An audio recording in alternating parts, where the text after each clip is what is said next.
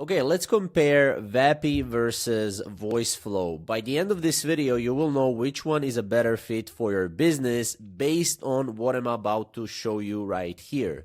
So the first thing that we want to understand is the pricing and for what specific use case each tool has been built for, okay?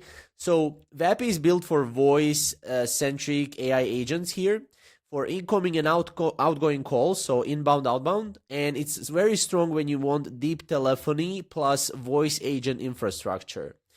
Obviously, for VAPI, you will need some developer support along the way.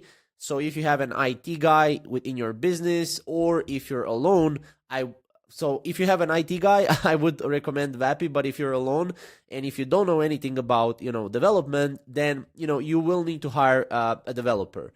The cost is usage based. It starts at about 5 cents per minute, basically, for voice calls. Now, one thing I have to mention is we did cover hidden costs for VAPI video, so make sure to check that video out before you actually go and purchase the VAPI. Next is the VoiceFlow. So VoiceFlow is built for conversation flows, so chat and voice. This is where it kind of differentiates from VAPI because it also has a chat with drag and drop builder. It's good for getting things up and running across voice and chat. It's also developer friendly. However, it might demand you lower amount of work than VAPI for the setup. Now for VoiceFlow, I don't really like the fact that they do have a free plan with limited usage. Paid plan starts at $60 with 10K credits. 1 minute is 10 credits. So for some of you, this might be enough. For some of you, it might be not really enough. But again, you kind of know what your use case is for. Now, again, here's some of the things that I need to cover with you. And those are 5 things you should know before purchasing each. So first is when it comes to flexibility, VAPI is very flexible. You can customize almost everything, but you need some setup plus tech skills, as I said previously. VoiceFlow is more visual. It's more user-friendly, but you build flows using drag and drop interface. So it's more user-friendly. That means that even if you're not a developer, you can build in VoiceFlow.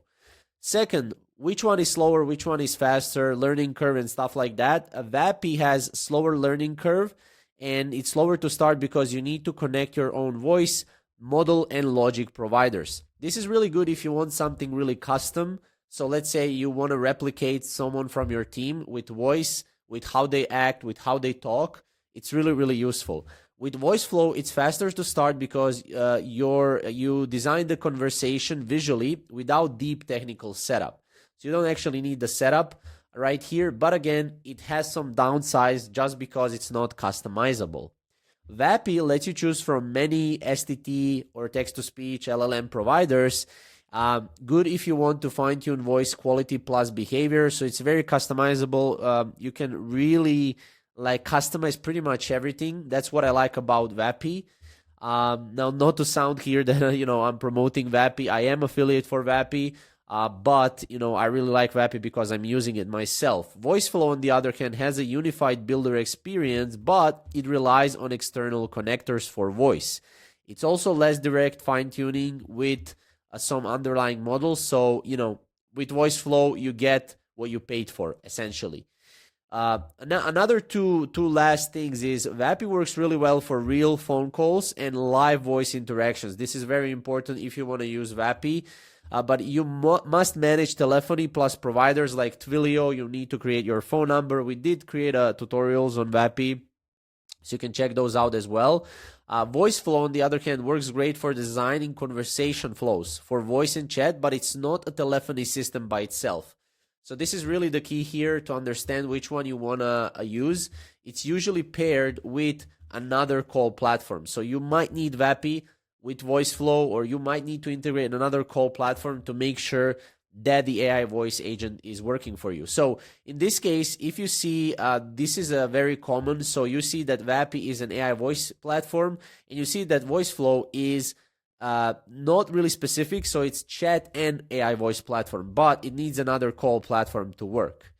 Also for VAPI, it's better if you want deep control, custom logic, API workflows, integration with NA10, go high-level custom CRM. So in this case, let's say you have VAPI and you want to connect Google Calendar to it, you want to connect multiple different tools, you can do it with NA10 and custom logic. While in VoiceFlow, it's better if you want to prototype fast, you want to collaborate with your team, and you want to visually design conversational logic, okay? So to kind of give you the verdict here is VAPI is voice agent engine, full control, needs setup, obviously.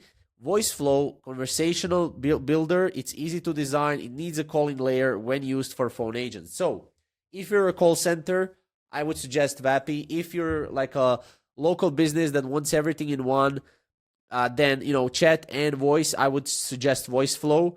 However, for me personally, I like VAPI a little bit more, not just because I'm promoting it, but because I'm using it and I also set it up for some of my clients. So I know how VAPI works and I'm really familiar with it, and that's why I like it more. But again, it's totally up to you which one you want to choose. Both of the links are in the description, and yeah, you can check it out, and we'll see you guys in the next video. Bye bye.